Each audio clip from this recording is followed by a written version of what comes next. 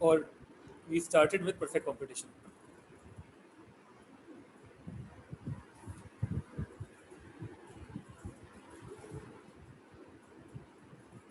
ठीक,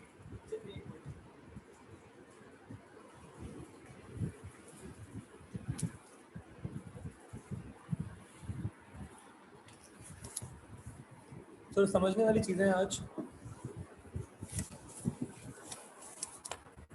जिस तरीके से, अच्छा मैं ज़रा सा पुरानी चीज़ें मार्क कर दूँ कि हमने अभी तक क्या क्या पढ़ा है। परफेक्ट कंपटीशन में हमने इसके कैरेक्टरिस्टिक्स पढ़े थे जो हमें सबको पता है, तब भी मैं लिख देता हूँ।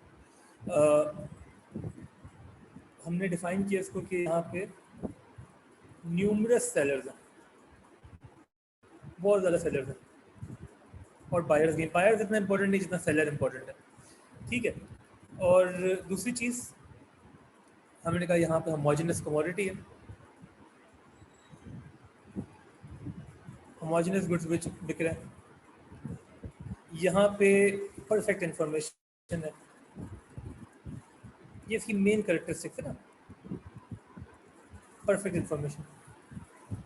और इसके अलावा कोई एक मेन कैरेक्टरिस्टिक जो मैं मिस कर रहा हूँ यहाँ पे, क्या लिखेंगे? एक और चीज़ बड़ी इंपॉर्टेंट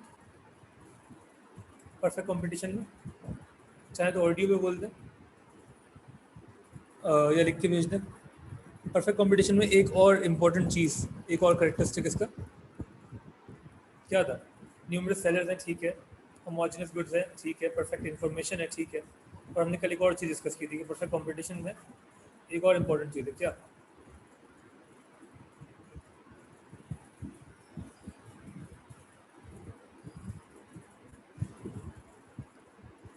न्यूमरस बायर्स, ठीक है। उसके अलावा अब नो कंट्रोल, ये बिल्कुल ये बहुत इंपॉर्टेंट पॉइंट है। नो सिंगल सेलर और buyer have any control over the market price. Product numerous नहीं है, प्रोडक्ट न्यूमरस नहीं है, होमोजेनस गुड्स है, ठीक है। मतलब जो कैटेगरी है गुड्स की वो होमोजेनस है। और यहाँ पे इंपॉर्टेंट है कि नो बायर और seller can influence market price. सबको मार्केट की जो प्राइस है ना उसके आगे बो डाउन करना पड़ेगा। You have to accept the price, उसके अलावा आपके पास कोई ऑप्शन नहीं है, ठीक है। बहुत सारे गुड्स नहीं, गुड होमोजेनस है, मतलब कैटेगरी एक ही है। फॉर एग्जांपल हमने कहा कि अंडे हम बेच रहे हैं, तो अंडा एक कैटेगरी है, और उसमें आप नंबर ऑफ यूनिट जितने भी हो डजेंट मैटर, ठीक हो गया। और अच्छा, कोई किसी ने सिमेट्रिक लिखा था, उसको हम परफेक्ट इन्फॉर्मेशन को सिमेट्रिक इन्फॉर्मेशन कहते हैं। Symmetric, SYMM, symmetric. सिमेट्रिक का मतलब होता है कि इन्फॉर्मेशन जो है वो दोनों पार्टीज में बटी हुई है इक्वली, परफेक्टली। परफेक्ट का वर्ड हमारे लिए यही होता है कि बेस्ट पॉसिबल केस ना। सबसे अच्छा कंपटीशन ये है जहाँ पे किसी सेलर की कोई वैल्यू ही ना हो, परफेक्ट कंपटीशन। जहाँ पे गुड्स सारे एक जैसे हो तो कंज्यूमर को कोई टेंशन ही ना हो, जहाँ पे किसी भी प्रोड्यूसर के पास कोई पावर ना हो कि वो मार्केट की प्राइस को इन्फ्लुएंस कर सके, और सबके पास इंफॉर्मेशन ऐसी हो कि सबको पता है मार्केट में क्या हो रहा है, मार्केट में क्या प्राइस है, क्या क्वालिटी अवेलेबल है, आप किसी को भी चूना नहीं लगा सकते। Perfect information. अभी हम आगे इंशाल्लाह जब पढ़ेंगे ना मार्केट फेलियर वगैरह, तो वहाँ पे इम्परफेक्ट इन्फॉर्मेशन एक बड़ा मसला है। लोगों के पास किसी मेजॉरिटी मार्केट से इन्फॉर्मेशन परफेक्ट नहीं होती, जिसकी वजह से बड़े मसले आते हैं, वो हम डिस्कस करेंगे विद टाइम। अच्छा, अभी जो आज की क्लास का जो मेन फोकस होगा ना हमारा, वो ये पॉइंट ही होगा, मार्केट प्राइस वाला। क्योंकि अच्छा, इसके अलावा जो मैंने कल कराए थे प्रॉफिट्स, उसको मैं रिवाइज कराऊंगा क्लास के एंड में दोबारा। लेकिन पहले हम ज़रा इसकी बात कर लें। जब कोई इन्फ्लुएंस नहीं कर सकता प्राइस को, तो प्राइस आ कहाँ से रही है? सवाल बना लेते हैं इसका। How is the price for any commodity, लिख लें इसको, how is the price for any commodity determined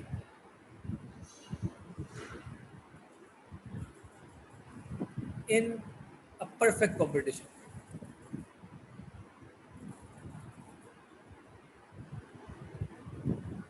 किसी परफेक्ट कंपटीशन में मार्केट प्राइस डिटरमाइन कहाँ से हो रही है, ये सवाल है हमारा।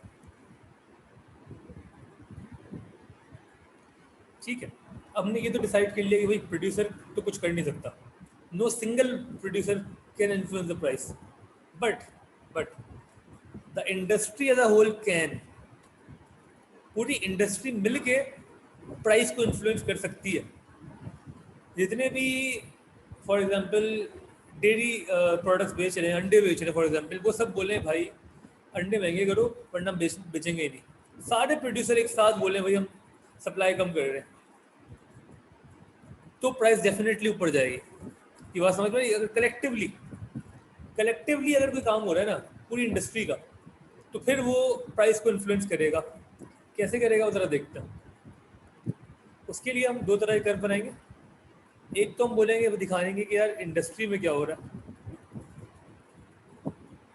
दूसरा हम ये दिखाएंगे कि फर्म के साथ क्या हो रहा है। इंडस्ट्री एंड फर्म दो डिफरेंट चीज़ है। इंडस्ट्री हम सबको पता है क्या होती है, it's a group of firms producing similar goods. ठीक है, तो सारी फर्म्स जो कि अंडे बेच रही हैं वो सब यहाँ पे आ गई हैं।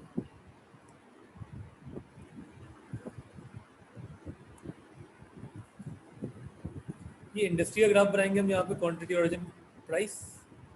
यहाँ पे हम फर्म का ग्राफ बनाएंगे। ठीक है, जहाँ तक आवाज़ क्लियर चल रही है, समझ में आ रहा है क्वेश्चन क्या है हमारा? यहाँ तक ओके है तो ओके लिख के भेजना, एक गो अहेड दे दें। कोई कन्फ्यूजन है अभी तक पूछ लें।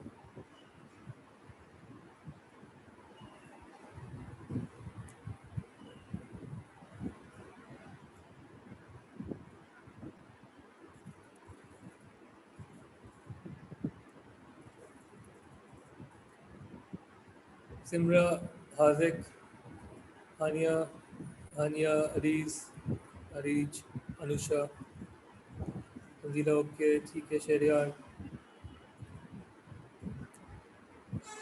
सही ना, आवाज़ सही चल रही है, समझ में आ रही है चीज़ें। ठीक है, इंडस्ट्री एंड फर्म दो चीज़ें हो रही हैं। अच्छा, हमने फर्म का डिमांड कर्व पढ़ा था लास्ट टाइम ना। हमने कहा था for any firm that is operating under perfect competition, उसका डिमांड कर्व हमें पता है कैसा होगा, इस तरीके से ना, ये हमने डिसाइड किया था। अच्छा, इंडस्ट्री का जो डिमांड कर्व है ना, वो रेगुलर डिमांड कर्व होगा। मतलब कि इंडस्ट्री का डिमांड कर्व ये है, ऐसे ही जैसे पूरी इंडस्ट्री के लिए downward sloping demand curve. Industry का जो सप्लाई कर्व है वो ये है। ठीक हो गया? और इंडस्ट्री की डिमांड और इंडस्ट्री की सप्लाई की इंटरसेक्शन से मिलेगी प्राइस और क्वांटिटी। इंडस्ट्री में बहुत सारी फर्म्स है, उनके लिए डाउनवर्ड स्लोपिंग डिमांड कर्व है, क्योंकि पूरी इंडस्ट्री चाहे तो इन्फ्लुएंस कर सकती है प्राइस को। इंडस्ट्री की सप्लाई अपवर्ड स्लोपिंग है, जिस तरफ आगे सप्लाई होती है। ये आ गई इंटरसेक्शन से प्राइस की, तो हम सबको पता है, इसमें हम प्राइस ऐसे ही निकालते थे।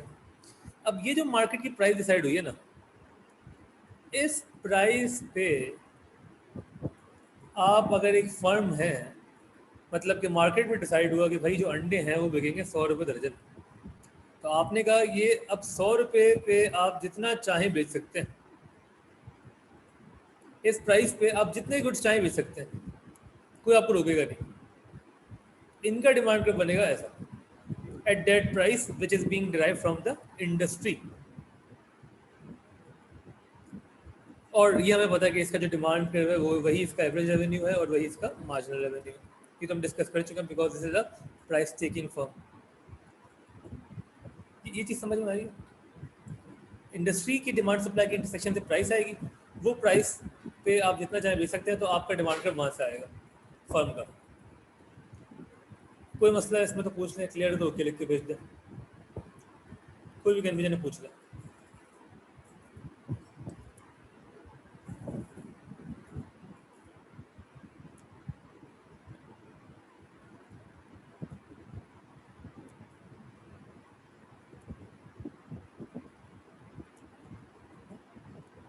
जी, इंडस्ट्री की डिमांड सप्लाई के इंटरसेक्शन से प्राइस मिलेगी, और वही प्राइस जो है उस प्राइस पे आप, हम ये कहते हैं you can sell as much quantity as you like at this price. ठीक है, तो ऐसे 2-3 सवाल पूछने हैं मुझे भी आपसे। पहला सवाल कि ये प्राइस चेंज कैसे होगी? ये प्राइस डिसाइड तो हो गई, अब अंडे की प्राइस चेंज भी होती है ना, और हम कह रहे हैं कि जो सेलर है वो तो उसकी तो कोई वैल्यू ही नहीं है, वो कोई पावर ही नहीं है कि वो मार्केट प्राइस को इन्फ्लुएंस कर सके, एनी इंडिविजुअल सेलर। तो फिर प्राइस चेंज तो होती है, कैसे होती है? How does the price of any commodity changes in perfect competition?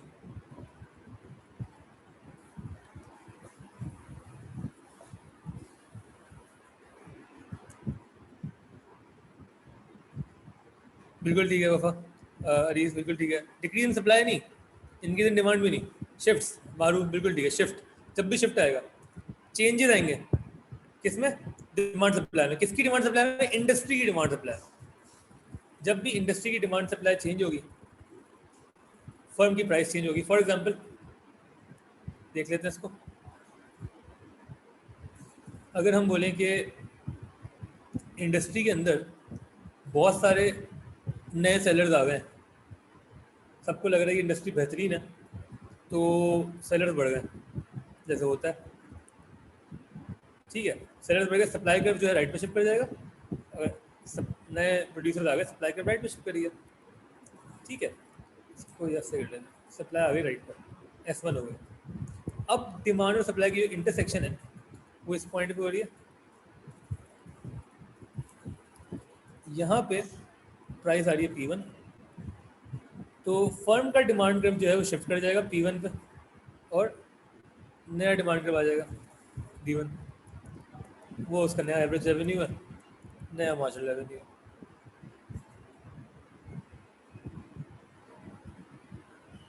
ये बात समझ में आ गई? जब भी डिमांड सप्लाई कंडीशन चेंज होंगी इंडस्ट्री की, the price prevailing in the market will change, और उस वजह से द फर्म का demand curve will also change.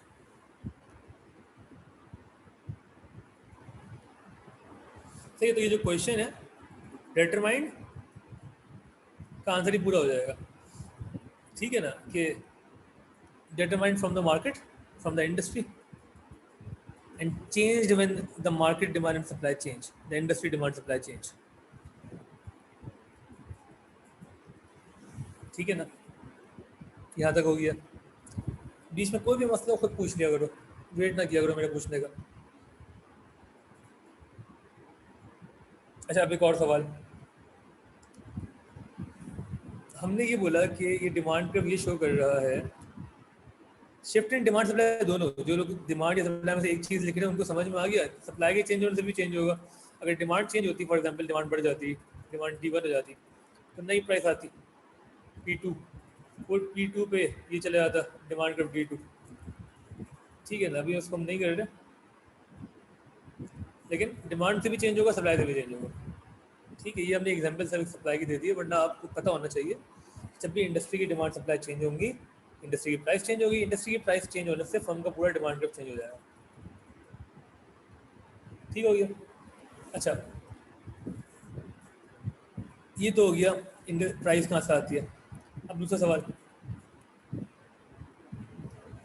हम बोल रहे हैं कि इस डिमांड कर्व का मतलब, जो कि परफेक्टली इलास्टिक डिमांड कर्व है, इस डिमांड कर्व का मतलब ये है कि फर्म जितना चाहे बेचें, कोई इसे रोकने वाला नहीं है, इस प्राइस पर आप जितना चाहे बेचें। ठीक है, तो आपने मुझे ये बताना है लिमिट क्या कर रही है फर्म की सेल्स को, क्या चीज़ लिमिट कर रही है? डिमांड तो लिमिट नहीं कर रही। आप जितने चाहे अंडे लाके बेचें तो आप उसी प्राइस पे। फर्म की सेल्स को क्या चीज़ लिमिट करेगी? डिमांड तो लिमिट नहीं कर रही। Which factor is limiting, is stopping the firm to supply as much as it wants?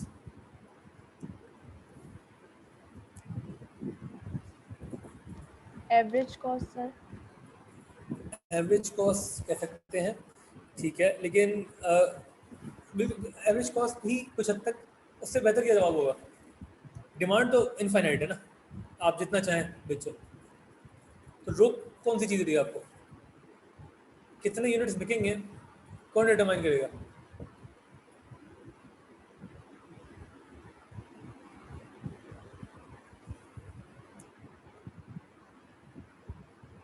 Price नहीं, रिसोर्सेज कुछ हद तक प्राइस नहीं, प्राइस तो कोई भी हो ना, डिमांड तो इनफाइनाइट है उस पर, प्राइस P1 भी होती है डिमांड इनफाइनाइट की। कितने यूनिट्स बिकेंगे, लिमिट कौन करेगा आपकी सेल्स को? Average cost was better answer. उससे बेहतर क्या होगा, क्या होगा उससे बेहतर? आपकी सेल्स को क्या चीज़, इनकम नहीं, कंज्यूमर इनकम तो ज़रूरत ही नहीं है, सब्सिट्यूट्स नहीं, कंज्यूमर का मसला ही नहीं है, मसला फर्म का है। मसला क्या है कि आप कितने यूनिट्स बेच सकते हैं, मतलब कि आपको हम बोल रहे हैं यार एट अ प्राइस ऑफ 10 आप ना जितने चाहे बेचें, 10 रुपये का एक अंडा बेचें और जितने अंडे बेचने बेचें, आप एक लिमिटेड बेच पाएंगे। क्यों? डिमांड नहीं, डिमांड इनफाइनाइट है, डिमांड इनफाइनाइट है, कॉस्ट सप्लाई है ना यार, supply, supply basically, demand supply. आपकी सप्लाई जहाँ पे इंटरसेक्ट करेगी वो बताएगी कि कितने यूनिट्स बिकेंगे। सप्लाई अगर आपने बढ़ा दी तो क्वांटिटी बढ़ जाएगी, सप्लाई कम हो गई क्वांटिटी कम हो जाएगी। The number of units you will actually be able to sell will depend on your supply conditions. क्योंकि डिमांड तो इनफाइनाइट है, हम कह रहे हैं डिमांड तो रुक ही नहीं रही ना। At this price you can sell as much as you can, as much as you want be, लेकिन but as much as you can, your ability to supply. और ability to supply depends obviously on your resources and your costs. वो आप सही कह रहे हैं, resources और cost इसमें इन्वॉल्व होगी।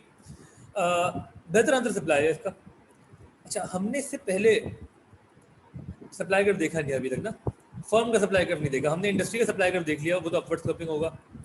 फर्म का डिमांड कर्व देखा हमने, सप्लाई कर्व नहीं देखा। लेकिन लेकिन लेकिन हमने ये डिसाइड किया था कि फर्म के कितने यूनिट्स बिकेंगे। हमने कहा ये मार्जिनल रेवेन्यू है, ये एवरेज रेवेन्यू है, द नंबर ऑफ यूनिट्स जो फर्म बेचेगी वो कहाँ से आ रहा था। हमने कल क्लास में 2-3 एग्जाम्पल्स की थी ना इसकी। The actual number of units you will sell would depend या would be the point where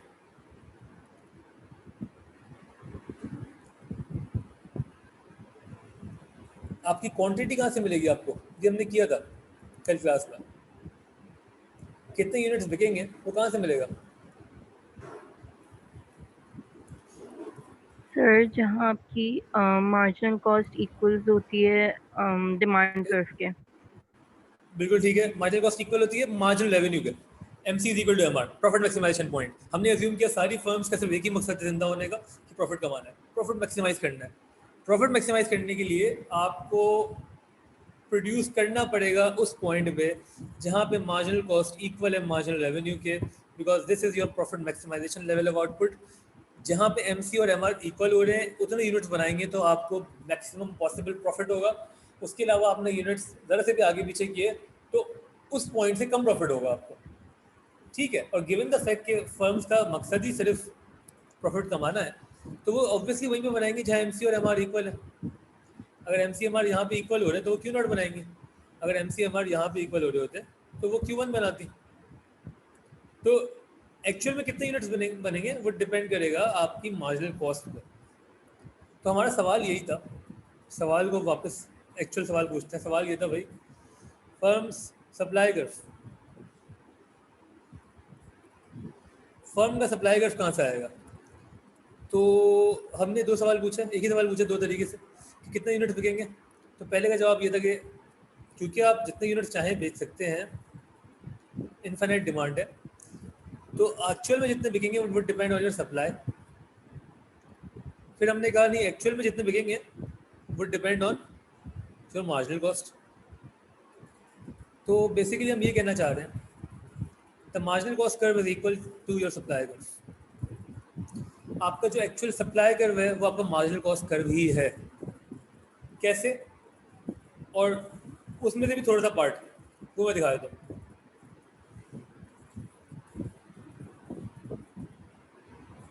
ये है ना मार्जिनल कॉस्ट, ठीक है। अच्छा, मार्जिनल कॉस्ट का जो अपवर्ड स्लोपिंग पार्ट है इस पॉइंट के बाद से, जो अपवर्ड स्लोपिंग पार्ट है वो सप्लाई कर्व आपका, क्योंकि डिमांड सप्लाई के इंटरसेक्शन से आपको क्वांटिटी मिलती है और हम कह रहे हैं MC और MR से मिलेगी। ठीक हो गया। तो मैं लिख देता हूँ यहाँ पे साइड पे,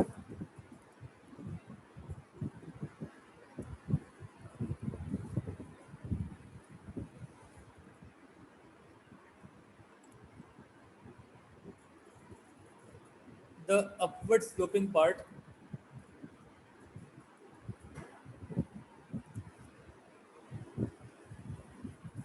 of marginal cost curve is the firm's supply curve। सही है ना? तो ये पार्ट, फॉर एग्जांपल इसको मैं अगर Q1 कर दूं तो आफ्टर Q1, इसको लिखते हैं आगे यहाँ पे आफ्टर Q1,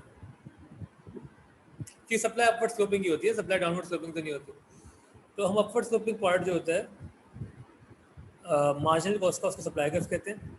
अच्छा, ये इस चीज़ को ना हम रिविजिट करेंगे होपफुली कल के लेक्चर में, अल्लाह ने चाहा तो, और हम ज़रा इसको ट्वीक करेंगे, चेंज करेंगे, क्योंकि उसकी लॉजिक मैं कल ही समझाऊंगा। अभी अभी के लिए आप इतना मान लें, अभी लिए इतना मान लें कि upward sloping part of the marginal cost curve is the firm supply curve. ठीक हो गया। और फर्म का डिमांड कर्व आपको पता है कहाँ से आ रहा है, इंडस्ट्री से आ रहा है। सप्लाई कर्व यहाँ से आ रहा है। ठीक है, तो यहाँ भी देख लेंगे प्रॉफिट मैक्सिमाइजेशन जो हो रही थी वो पहले Q0 पे हो रही थी, अब डिमांड कर्व नीचे होने की वजह से Q1 पे हो रही है। ठीक है, MC और MR जहाँ इक्वल है वहीं पे हम बोलेंगे प्रॉफिट मैक्सिमाइजेशन हो रही है। पहले आप Q0 बना रहे थे, अब Q1 बनाएंगे, डिमांड कम होने की वजह से, क्योंकि यहाँ पे प्राइस कम हुई थी सप्लाई के बढ़ने की वजह से। ठीक हो गया।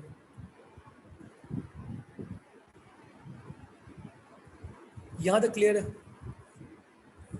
यहाँ तक समझ में आ गई सारी बातें? तो मुझे बता दें, कोई कन्फ्यूजन है पूछ लें।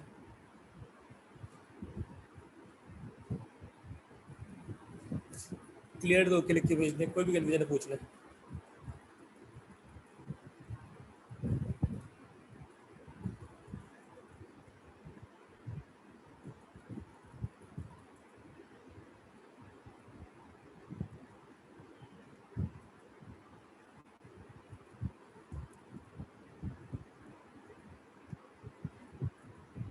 जी, अच्छा, मार्जिनल कॉस्ट ही सप्लाई कर्व क्यों है? ठीक, अच्छा यहाँ पे इम्पोर्टेंट है कि ना, जो आपके ग्राफ्स है ना, ये आपको पता है, मैंने प्राइस इसलिए लिख दिया था कि हम प्राइस की बात कर रहे थे। इंडस्ट्री में तो ये प्राइस समझ में आती है, यहाँ पे सिर्फ प्राइस नहीं होगी, क्योंकि हम कॉस्ट भी शो कर रहे हैं, तो और यहाँ रेवेन्यूज़ भी हैं।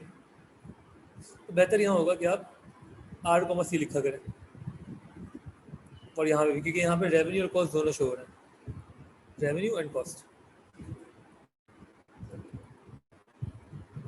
ठीक हो गया।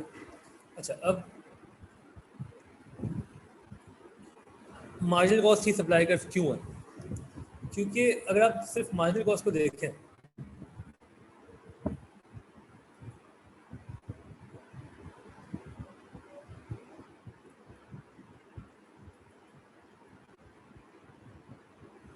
जो मार्जिनल कॉस्ट है आपकी,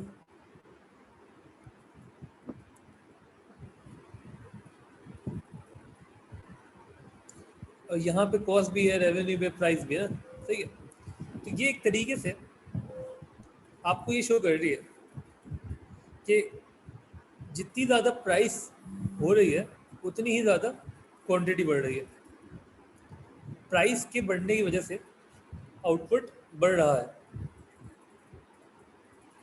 फॉलो करें इस चीज़ को, प्राइस के बढ़ने की वजह से आउटपुट बढ़ रहा है, upward sloping law of supply apply हो रहा है इस चीज़ में। दूसरी चीज़ ये कि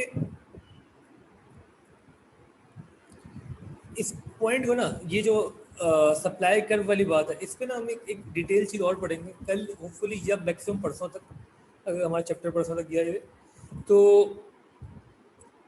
उस वक्त मैं ज़रा और समझाऊंगा कि हम ना सिर्फ इस पार्ट को सप्लाई कर्व नहीं कहेंगे, इसमें भी एक मसला करेंगे। तो अभी के लिए हमें सिर्फ इतना पता है कि यार ये अपवर्ड स्लोपिंग पार्ट है, और ये शो कर रहा है कि जितनी ज़्यादा प्राइस होगी क्वांटिटी सप्लाइड जो इतनी ज़्यादा होगी, ये शो कर रहा है ना। तो इसलिए हम इसको सप्लाई कर मानते हैं, ठीक है। और इसका मतलब ये भी हुआ कि industries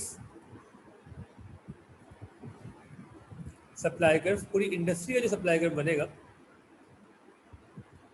is the summation of, summation का मतलब ऐड करना। ये आपको याद होगा ना, जब हमने मार्केट डिमांड की पढ़ी थी तो हमने ये कहा था कि it is the summation, it is the addition of all individual demand curves, ठीक है। उसी तरह जब हम मार्केट सप्लाई या इंडस्ट्री सप्लाई की बात कर रहे हैं तो industry supply curves is the summation of all individual firms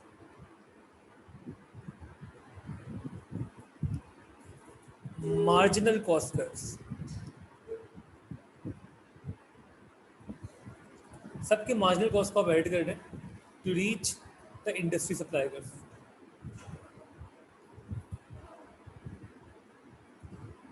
ठीक हो गया। तो और ये इसको ना समझने के लिए दरअसल जो प्राइस और क्वांटिटी वाली बात है, इसको समझने के लिए मैं एक ग्राफ में और बना देता हूँ।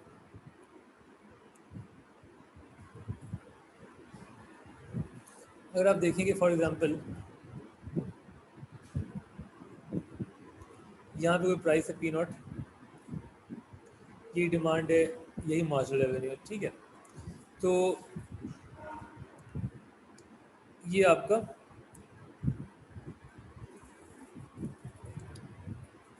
मार्जिनल कॉस्ट बना दिया हमने। मार्जिनल कॉस्ट में पता है कि एक वी टाइप है, नाइकी टाइप, ठीक है। अब प्राइस अगर बढ़ रही है फॉर एग्जांपल P1, क्योंकि इंडस्ट्री में कुछ हुआ है, इंडस्ट्री में डिमांड बढ़ गई है या इंडस्ट्री में सप्लाई कम हो गई है, प्राइस बढ़ गई, MR1 हो गया। तो अब देखें क्वांटिटी जो है बढ़ गई, मतलब कि प्राइस की बढ़ने की वजह से क्वांटिटी सप्लाइड बढ़ रही है।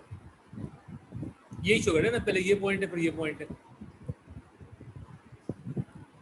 तो अगर सवाल इस तरीके से आता है कि आप बताएं कि यार किसी फर्म का सप्लाई कर्व क्या होता है, तो आप बोलेंगे कि किसी फर्म का supply curve is a marginal cost curve, लेकिन उसका अपवर्ड स्लोपिंग पार्ट, ठीक है।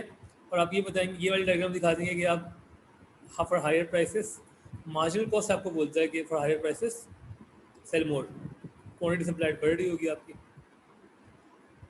ठीक है। लोअर प्राइस होगी तो प्राइस अगर कम हो गई तो क्वांटिटी सप्लाइड कम हो जाएगी। सिमिलरली आप ऐड कर देंगे कि इंडस्ट्री का जो सप्लाई कर्व है that is the summation of all individual firms marginal cost curves. Okay, यहाँ तक कोई कंफ्यूजन है पूछ लें। आप लोगों के प्रिंटेड नोट्स होपफुली अक्टूबर के एंड तक मिलेंगे आपको। उससे पहले आपने, देखो मैं फिर से बता रहा हूँ, अगर आप क्लास सही सुन रहे हैं ना और आप अपने नोट्स बना रहे हैं तो ज़्यादा मैटर ये करता है।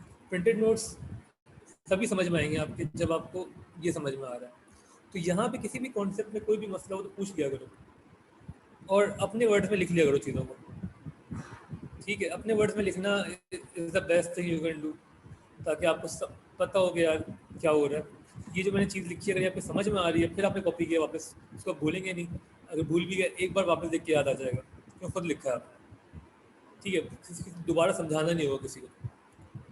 और खैर इसे कॉपी कर लें। डिमांड कर समझ में आ गया, हमें प्राइस कहाँ से आती है समझ में आ गया, सप्लाई कर समझ में आ गया। कल यार टाइम पे आना क्लास में, आज हम यहीं पे ख़त्म कर रहे हैं। कल क्योंकि इसके बाद जो टॉपिक है ना वो थोड़ा सा समझने वाला टॉपिक है, मैं ऑनलाइन नहीं चाह रहा उसको।